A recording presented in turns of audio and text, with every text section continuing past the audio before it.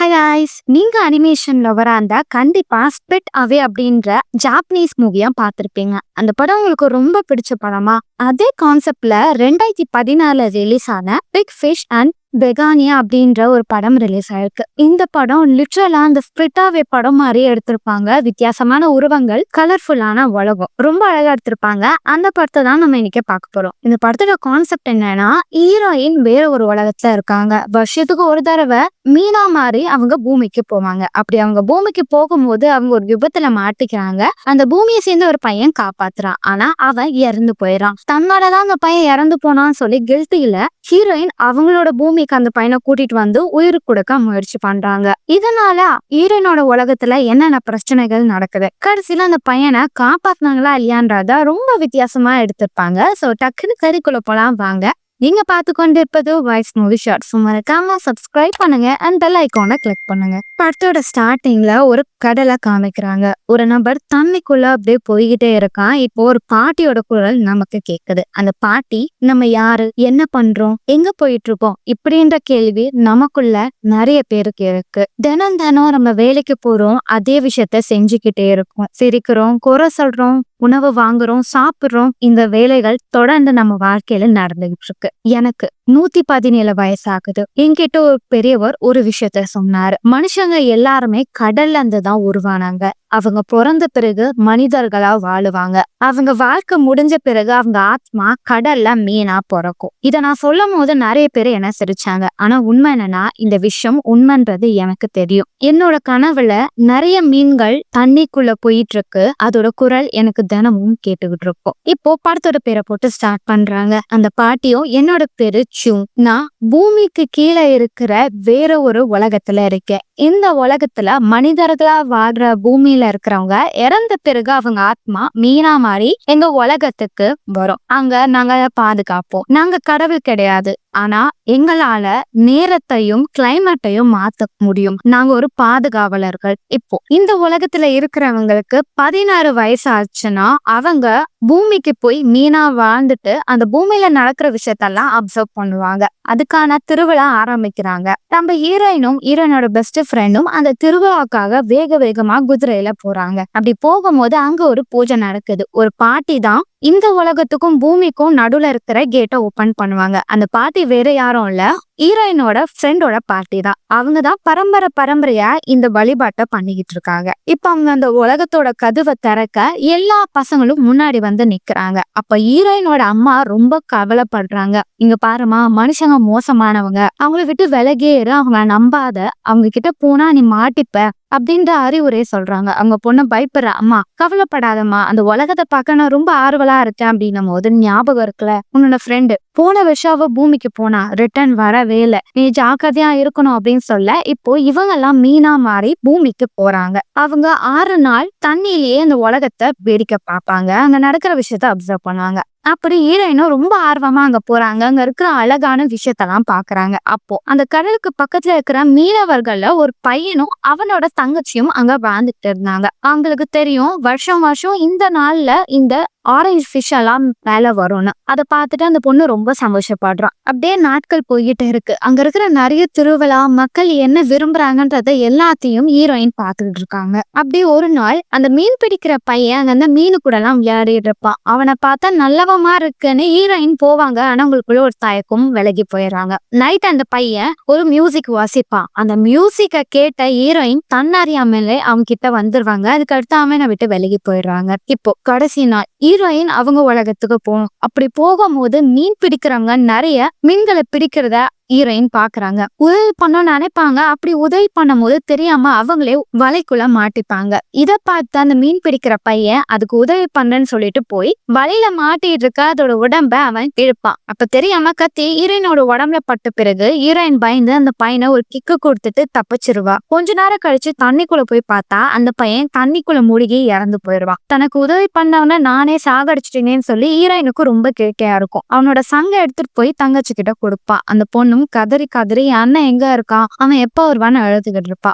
அதை பார்த்த ஹீரோயினுக்கு ரொம்ப சங்கடமா இருக்கும். அப்படியே அவையோட உலகத்துக்கு வந்துருவா. அவங்க அம்மா ரொம்ப சந்தோஷப்படுவாங்க, நீ திரும்ப வந்துட்டியே அப்படின்னு சொல்லி. ஆனா ஹீரோயின் ரொம்ப சோகமா இருப்பாங்க. அடுத்த நாள் காலையில ஹீரோயின் அவங்களோட தாத்தா பார்க்க போறாங்க. ஹீரோயினோட பாட்டி ஆல்ரெடி இறந்திருப்பாங்க. இறந்த அவங்க பறவையா அவங்க கணவர் பக்கத்திலேயே இருப்பாங்க. இப்ப அந்த தாத்தாவும் சாகுற ஸ்டேஜ்ல இருக்காங்க. ஆனா அவருக்கு மெடிசனை பத்தி நிறைய தெரியும். அவர் மூலியமா அந்த பையனை காப்பாற்ற முடியுமான்னு ஹீரோயின் கேட்க போறா. தாத்தா, ஒருத்தங்க இறந்துட்டாங்கன்னா அவங்க திரும்ப வரமாட்டாங்களா, மனிதர்களோட வாழ்க்கை எப்படின்னு கேட்க, மனுஷங்க இறந்த பிறகு அவங்களோட உடல் அழிஞ்சு போயிடும். அவங்களோட ஆத்மா இந்த உலகத்துக்கு வந்து மீனா இருக்கும். அந்த மீனை பாதுகாவலர்கள் பாதுகாப்பாங்க. நம்ம வாழ்க்கையில கடைசி நம்மளோட பயணம் இறப்பு தான். இறப்புன்றத யாராலையும் மாத்த முடியாது அப்படின்னு சொல்ல ஹீரோயினுக்கு ரொம்ப சங்கடமா இருக்கும். தாத்தா, நீங்க என்னை விட்டு போயிடக்கூடாது அப்படின்னு அழுதுகிட்டே அவ அங்க இருந்த ஒரு மலையில உட்காந்துக்கிட்டு இருக்கா. அப்ப அவகிட்ட இருக்கிற அந்த பையனோட சங்க வாசிக்கும் போது பக்கத்துல இருந்த ஒரு சிலை பேச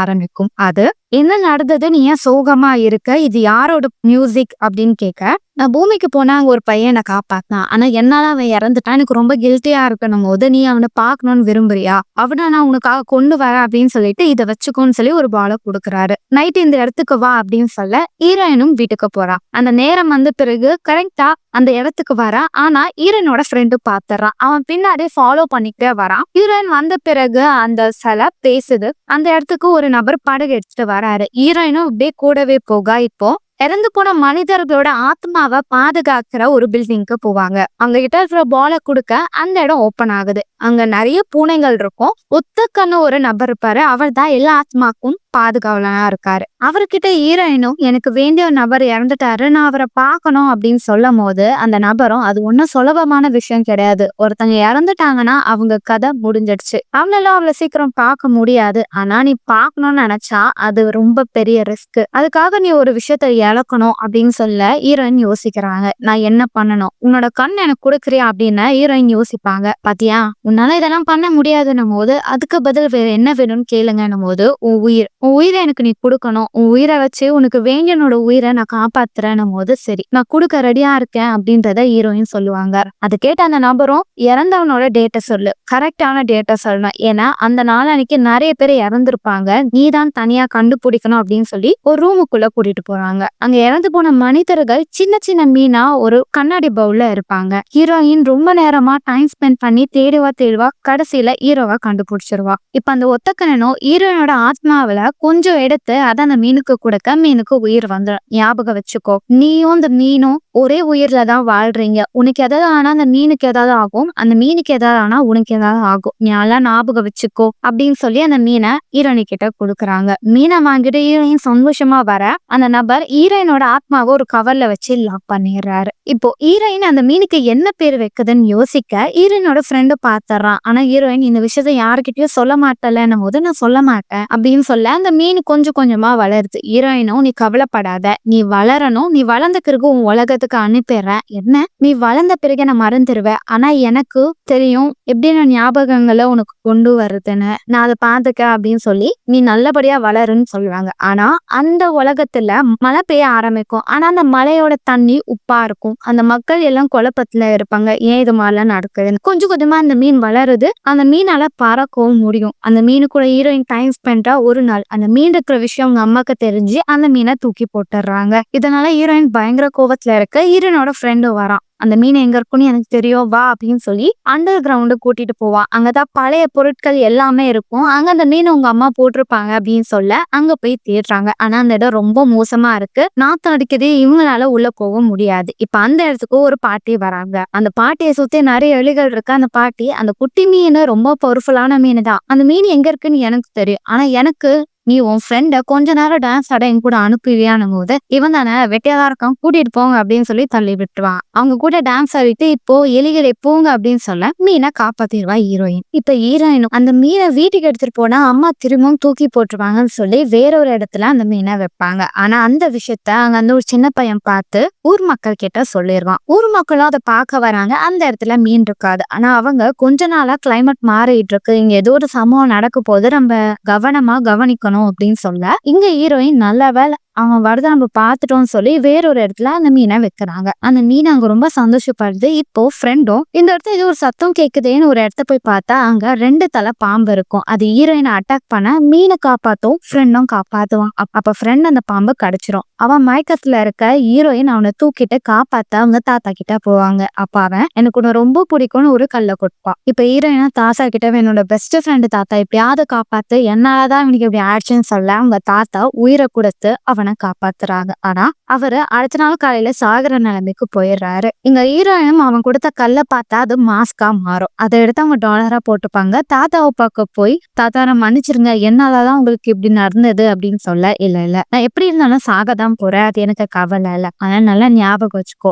நீ ஒரு விஷயத்த நோக்கி போயிட்டு இருக்க, அது எவ்வளவு பெரிய மோசமான விஷயமா இருந்தாலும் நீ உன்னோட எண்ணத்தை தெளிவா வச்சு அதுக்காக முயற்சி பண்ணணும். அப்பதான் நீ ஆசைப்பட்டது நடக்கும். நீ நினைக்கிற விஷயம் அவ்வளவு சுலபத்துல உனக்கு கிடைச்சிடாது. நீ நிறைய கடுமையா போராடணும் அப்படின்னு சொல்லிட்டு தாத்தா அங்கேயே இறந்து போயிடுறாரு. ஆனா தாத்தா நான் இறந்தேன்னா மரமா மாறுவேன், நான் மரமானாலும் எப்பவுமே என் பேத்தி உனக்கு சப்போர்ட் பண்ணுவேன், பாட்டியும் உனக்கு துணையா இருப்பாங்க அப்படின்னு சொல்லி அவர் மரமா மாற அந்த மரத்துல பாட்டியும் பறவையா வந்து உட்காடுறாங்க. இப்ப கொஞ்சம் கொஞ்சமா அந்த உலகத்துல கிளைமேட் மாறிக்கிட்டே இருக்கு. ஒரு நாள் ஹீரோனி சோகமா இருக்கு. அவன் ஃப்ரெண்டு என்ன ஆச்சு அப்படின்னு சொல்லும் போது, என் உயிரை கொடுத்து நான் ஹீரோ உயிரை காப்பாத்திருக்கேன், அவனை எப்படியாவது பத்திரமா உங்க உலகத்துக்கு சேர்க்கணும், அவளோட தங்கச்சி ஞாபகம் எனக்கு அப்பப்பா வரும் போதுதான் ஃப்ரெண்டுக்கு இதெல்லாம் தெரிய வரும். இப்ப அந்த வயசான பாட்டியும் ஃப்ரெண்டை கூப்பிட்டு ஹீரோனிக்கு எப்ப வேணா ஆபத்து வரலாம், அவளை காப்பாத்தோம்னா அந்த மீனை அவகிட்ட இருந்து விலகி வைக்கணும் அப்படின்னு சொல்ல, ஃப்ரெண்டும் அந்த மீனை எடுத்து போய் ரொம்ப தூரத்துல நீ அவளை காப்பாத்தணும்னா அவளை விட்டு விலகி போ அப்படின்றத சொல்லி பண்ணிருக்கிற இடத்துல விட்டு வந்துடுவான். இதனால ஹீரோயின் கோவப்பட்டு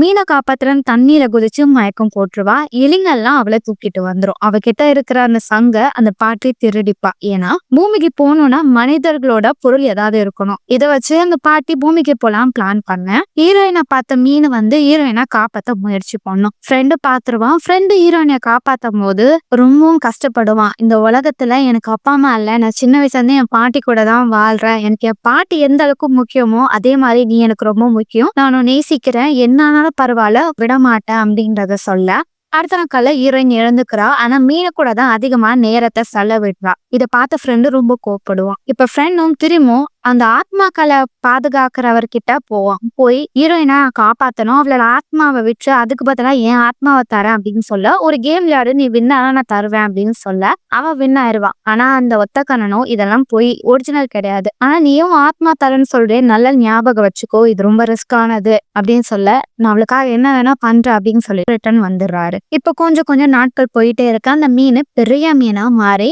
அவங்க உலகத்துக்கு போக ரெடி ஆயிடுச்சு. ஆனா இப்போ கிளைமேட் மோசமா மாறிக்கிட்டே இருக்கு. அந்த உலகத்துல தண்ணி அதிகமா ஆகுது, அருவி மாதிரி எல்லா இடத்தையும் கொட்ட ஆரம்பிக்குது. இதனால மக்கள் தண்ணில மாட்டி தத்தளிக்கிறாங்க. இதனால அங்க அந்த ஒரு பெரியவரும் கீழே இருக்கிற அந்த எலிகளை பாத்துக்கிற பாட்டு கிட்ட கேட்கலாம் அப்படின்னு சொல்லி போய் அந்த பெரிய மீன் எங்க இருக்கு உனக்கு தெரியுமான்னு கேட்க அந்த பாட்டியும் நான் ஹெல்ப் பண்றேன், ஆனா எனக்கு சாபம் கொடுத்து என்ன இருட்டுல வச்சிருக்கீங்களே, இதுக்கு ஒரு விடுதலை கொடுங்க, நான் உனக்கு ஹெல்ப் பண்ணேன்னு சொல்ல அந்த பாட்டிக்கு விடுதலை கொடுத்துருவாங்க. ஏன்னா இவ்வளவு நாள் அந்த பாட்டியால வெளிச்சத்துக்கிட்ட வர முடியாது. இப்போ அவங்களும் இந்த இடத்த விட்டு தப்பிக்க எஸ்கேப் ஆயிடுறாங்க. ஃப்ரெண்டோட வீட்டுல இருந்த மாஸ்க காணோம் அப்படின்னு சொல்லி அவங்க பாட்டி கிட்ட சொல்லிட்டு இருக்காங்க. அந்த மாஸ்க் இருந்தா மட்டும்தான் அந்த மனிதர்கள் உலகத்தை ஓபன் பண்ண முடியும்னு. அந்த மாஸ்க் வேற யாரும் வச்சிடல, அவங்களோட பேரன் தான் தூக்கிட்டு வந்திருப்பான். இப்போ அவன் மேஜிக் பண்ணி பூமியோட கதை ஓபன் பண்றான். அதே இடத்துல ஹீரோயின் அந்த மீனு கூட தப்பிக்கும் போது அங்க அந்த மக்கள் அந்த மீனை மான்ஸ்டர் சொல்லி அதை அட்டாக் பண்ண ட்ரை பண்ணுவாங்க. அப்போ ஹீரோயினோட அம்மாவும் வருவாங்க. ஹீரோயினும் அம்மா இவனை நான் காப்பாத்தணும், நான் ஒரு வாக்கு கொடுத்துருக்கேன்னு சொல்ல அதெல்லாம் முட்டாத்தனம், இவன் மனுஷன், இவனை விட்டுரு, இது நல்லதே கிடையாது, நம்ம மக்கள் எல்லாம் சாகுறாங்க, நீ இதை கவனி அப்படின்னு சொல்ல அவங்க அம்மா கூட சண்டை போட்டுட்டு அவ மீனு கூட தப்பிக்க முயற்சி பண்ணுவான். அப்படி தப்பிக்க முயற்சி பண்ணும் போது அந்த பாட்டியும் ஹீரோனி கிட்ட இருக்கிற சங்க வச்சுட்டு மேல போயிருவாங்க. இது இருந்தாலும் தப்பிக்க முடியும், உன்னால தப்பிக்க முடியாதுன்னு சொல்ல இப்போ அங்க பயங்கரமா ஒரு சண்டை நடக்குது. அப்படி அங்க தண்ணி கொட்ட மக்கள் எல்லாம் சண்டை போட மீனுக்கும் ஹீரோனுக்கும் அடிபட்டு கீழே விழுந்துடுறாங்க. தண்ணியோட அளவு அதிகமா ஆயிட்டு இருக்கு. அங்கிருந்து அவங்க எல்லாம் தண்ணியில மாட்டி திணற ஆரம்பிப்பாங்க. அப்ப ஹீரோனும் என்ன பண்றது தெரியாம மீனை பார்த்து நீங்க வந்து போ, நான் அவங்க கூட வரல, நீங்க வந்து தப்பிச்சு போ அப்படின்னு சொல்ல மீனு போதும். ஆனா மீனை எல்லாருமே அட்டாக் பண்ணிட்டு இருக்காங்க. அப்ப ஹீரோயினும் தாத்தா ஹெல்ப் பண்ண தாத்தான்னு சொல்ல பாட்டி பறவையா வந்து ஹீரோனுக்கு ஹெல்ப் பண்றாங்க. ஹீரோயினும் அவங்க அம்மா கிட்டயும் மத்தவங்க கிட்டயும் போறாங்க. நான் உங்களுக்கு ஹெல்ப் பண்றேன்னு சொல்ல நீ ஒன்னும் உதவி பண்ண வேணாம், உன்னாலதான் இந்த உலகம் இப்படி மாட்டிக்கிட்டு இருக்கு அப்படின்னு சொல்லி ஈரனை எல்லாம் வெறுக்க ஆரம்பிப்பாங்க. அவங்க அம்மா ரொம்ப அழுக ஆரம்பிப்பாங்க. கொஞ்சம் கொஞ்சம் குழந்தைங்க எல்லாம் தண்ணில அடிச்சுட்டு போயிட்டாங்க அப்படின்னு சொல்லி எல்லாம் தேடிட்டு இருக்கும் போது ஹீரோயினுக்கு என்னாலதான் இப்பெல்லாம் நடக்குது, நான் ஏன் இருக்கேன் அப்படின்னு சொல்லிட்டு தண்ணிக்குள்ள விழுந்து தாத்தாவோட மரத்தை டைட்டா பிடிச்சுக்கிறாங்க. அப்படியே அந்த மரத்தோட அப்படியே செட் ஆயிடுறாங்க. இப்ப அவங்க ஆத்மா அந்த மரத்துல இன்னும் பவர் கொடுத்து கொற்ற தண்ணி எல்லாத்தையும் அடைச்சிடுறாங்க. ஆனா இத பார்த்தா மீன் தப்பிக்காம ஈரணிக்கிட்டே வந்துடுது. ஈரணியோட மரத்தோட கிளைய உடைச்சிட்டு போகுது. இப்ப தண்ணில மாட்டிட்டு எல்லா பசங்களையும் ஈராயினும் தாத்தாவும் சேர்ந்து அந்த மரத்துல காப்பாத்துறாங்க. அவங்க அம்மாவும் தான் பொண்ணை தப்பா நினைச்சிட்டேன்னு சொல்லி அவங்க அம்மாவும் அந்த ஊர் மக்கள் எல்லாமே ஃபீல் பண்றாங்க. இப்போ கிளைய உடைச்ச அந்த மீன் போய்கிட்டே இருந்து ஒரு இடத்துல அந்த கிளைய வைக்க ஹீரோயினுக்கு உயிர் வருது. ஒத்த கண்ணு அங்க வந்து நீ ஒன்னும் கவலைப்படாத, உனக்கு உயிர் இருக்கு, ஆனா உன்னோட மாயாஜாலம் எல்லாம் உன்னை விட்டு போயிடுச்சு, நீ ப்ராமிஸ் பண்ண மாதிரி இந்த மீனை அவனோட இடத்துல விட்டுட்டு வா அப்படின்னு சொல்ல ஹீரோயின் ரொம்ப நன்றின்னு சொல்லி அந்த மீனு கூட போக நடுவுல ஃப்ரெண்டும் நானும் வரேன்னு சொல்லிட்டு வராங்க. இப்ப நைட் அவங்க ஒரு இடத்துல தங்கிட்டு இருக்க ஃப்ரெண்டும் ஈரானி கிட்ட எனக்கு உன்னை ரொம்ப பிடிக்கும், சின்ன வயசுல இருந்து நான் உன்னை பாக்குறேன், நான் உன்னை ரொம்ப நேசிக்கிறேன்றத சொல்ல அவ என்னை மன்னிச்சிரு, நான் உன்னை அண்ணனா தான் பாக்குறேன் அப்படின்னே சொல்ல அவனுக்கு கொஞ்சம் வருத்தமா தான் இருக்கு. அப்படியே அடுத்த நாள் விடியுது. அந்த மீனை அவங்களோட இடத்துக்கு அனுப்பணும்னு போறாங்க. அப்ப ஃப்ரெண்ட் அவனோட பவரை வச்சு பூமியோட கதவை திறக்கிறோம். அந்த மீனை ஈரணி கிட்ட ரொம்ப நன்றி சொல்லிட்டு அப்படியே அது போக ஈரணி ரொம்ப ஃபீல் பண்றா. இப்ப ஃப்ரெண்டும் அவன் கையில இருந்த பாலை வச்சு உடைக்க ஒரு செவப்பா ஒரு பால் வருது. அப்போ ஒத்த கண்ணை சொல்லியிருப்பாரு, நீ இந்த விஷயம் பண்ணனா நல்லா யோசிச்சுக்கோன்னு. அது அவனுக்கு அப்படியே ஞாபகம் வருது. அது அப்படியே அவன் விழுங்க அவன் உடம்பு அப்படியே எரிய ஆரம்பிக்குது. இப்ப ஃப்ரெண்டோட கையை பிடிச்சு இங்க பார், நான் சொல்றத நம்பு, என்னோட பவர் மூலியமா நான் உன்னை பூமிக்கு அனுப்புறேன் அப்படின்னு சொல்ல அவன் முடியாது, அப்படி பண்ணாத, நீ என்னோட ஃப்ரெண்டையும் உன்னோட உயிர் போக நான் விட மாட்டேன்னு சொல்ல இல்ல நான் சொல்றது கேளு, எனக்கு உன் சந்தோஷம் தான் முக்கியம், நீ பூமிக்கு போயிட்டேன்னா ஒரு விஷயத்த ஞாபகம் வச்சுக்கோ, நான் எப்பவுமே உன் கூட தான் இருப்பேன், நீ பாக்குற கடலும் நீ பாக்குற வானமும் அதுல நான் இருப்பேன் அப்படின்னு சொல்லிட்டு 2 பேரும் சேர்ந்து குதிக்க அவங்களோட ஆத்மா அப்படியே மீனா மாறி ஈரக்கூடிய பூமிக்கு போறாங்க. இப்போ அந்த பாட்டியோட குரல் கேக்குது, சில விஷயத்தால் நம்மளால புரிஞ்சுக்கவே முடியாது, சில கேள்விகளுக்கு பதிலே கிடையாது, நான் அப்படிதான் இந்த உலகத்தை நினைச்சேன், ஆனா எனக்கு ஒரு நம்பிக்கை இருந்தது, இந்த உலகத்துல நடக்குது எல்லாமே நமக்கு ஏதோ ஒரு நல்லதுக்காக நன்மைக்காக தாங்க, இந்த உலகம் ஒரு மிராக்கல் அப்படின்னு சொல்ல நம்ம கிட்ட இவ்வளவு நேரம் பேசிட்டு இருக்க அந்த பாட்டி வேற யாரும் இல்ல, ஹீரோயின். இப்போ ஹீரோ மீனா இருந்தவர் மனுஷனா அந்த பூமிக்குள்ள போறாரு. அவர் வாயிலிருந்து ஒரு குட்டி மீன் தண்ணி வழியா வேகமா போகுது. இப்ப அங்க ஒரு பொண்ணு நிக்கிறா, நம்ம ஹீரோயின் தான், பூமிக்கு போய் மனுஷியா மாறி இருப்பா. ஹீரோவை பார்த்தோன்னே கைய கொடுக்குறா. ஹீரோக்கு அந்த பொண்ணு யாருன்னே தெரியாது. அவரும் ஹீரோனியே பாக்குறாரு. அவ காலத்துல ஃப்ரெண்டு கொடுத்த டாலர் இருக்கும். இதோட இந்த படத்தை முடிக்கிறாங்க. இவங்க இதுக்கடுத்து அவங்களோட புது வாழ்க்கைய ஆரம்பிப்பாங்க. இதோட படம் முடிஞ்சிருச்சுன்னு நினைக்காதீங்க. படத்தோட எண்டுல இறந்து போன ஃப்ரெண்டோட பொருட்கள்ல அந்த ஒத்த கண்ணை எடுத்துட்டு வராரு. இதுக்கு அடுத்தது நீ ஏன் இடத்துல இருந்து வேலை பார்க்கணும் அப்படின்னு சொல்லி ஆத்மாக்களை பாதுகாக்கிற பொறுப்பை ஃப்ரெண்டு கிட்ட கொடுத்துறாரு. இதோட தான் இந்த படத்தை முடிக்கிறாங்க. மேபி இதுக்கு அடுத்து சீசன் 2 வரலாம். அது உங்களுக்கு வேணும்னா மறக்காம கமெண்ட் பண்ணுங்க. அது வந்த உடனே ஞாபகம் வச்சு அதை அப்லோட் பண்ணிடுறேன். அடுத்த ஒரு வித்தியாசமான படத்துல நான் உங்களை சந்திக்க வரேன். And then bye bye.